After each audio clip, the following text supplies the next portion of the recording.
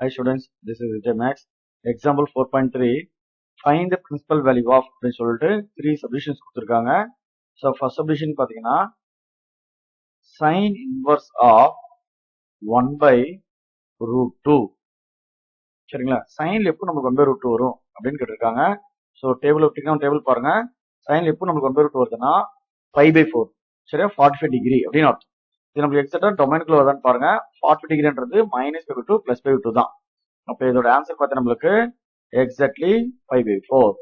எப்பவுமே ரிசல்ட் பார்த்தீங்கன்னா இந்த ரிஸ்ட்ரிக்டட் டொமைனுக்குள்ள வரணும். அதாவது -5/2 +5/2 ஃபர்ஸ்ட் ஒரு ஃபோர்த் ரெண்டு உள்ள ஆன்சர் வந்தாதான் நம்ம டைரக்டா ஆன்சர் எழுதணும். சரிங்களா? இதுதான் ஃபர்ஸ்ட் சப்டிவிஷன். ஸோ டைரக்டா ஆன்சர் வந்து டைரக்டா எழுதிட்டோம். Then second subdivision. So second subdivision பாருங்க. Sine inverse of sine of -π/3. So sin inverse of sin of -π/3 அப்படின்னு கொடுத்துருக்காங்க. ஸோ இந்த -π/3ன்றது நம்மளுக்கு இந்த டொமைனுக்குள்ள வருதா அப்படின்னு பாருங்க. -π/3னா -60 டிகிரி. சரிங்களா?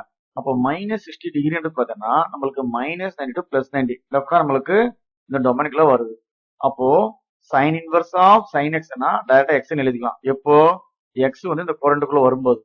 சரியா? நம்ம x வேல்யூ இந்த கோரண்ட்ல இருக்கு. அப்போ டைரக்டா ஒரு ஆன்சர் -π/2 +π/2. சரிங்களா? -2 +2 லைஸ் ஆச்சுன்னா டைரக்டா அந்த ஆன்சர் எழுதலாம். நெக்ஸ்ட் தேர்ட் சப்டிவிஷன் பாருங்க. தேர்ட் சப்டிவிஷன் பாத்தீங்கன்னா sin inverse of sin π/6. sin π/6. இப்போ இதே மாதிரி sin inverse of sin π/6. sin π/6ன்றது இந்த -5 to +5 வருதா அப்படின்னு பார்க்கணும். சரிங்க?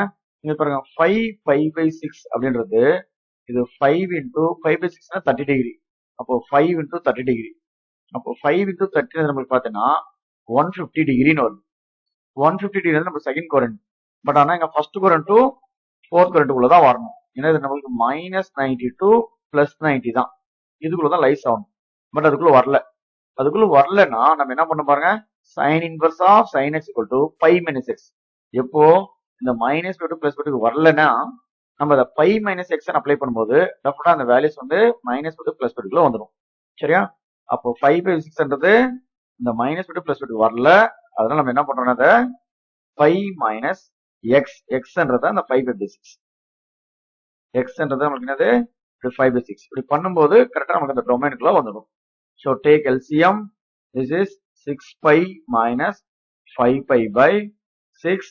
6π ல 5π சப்ராக்ட் பண்ணோம்னா 5/6. இப்போ பாருங்க 5/6 30 டிகிரி. -90 to +90 வந்துடும். ஓகே.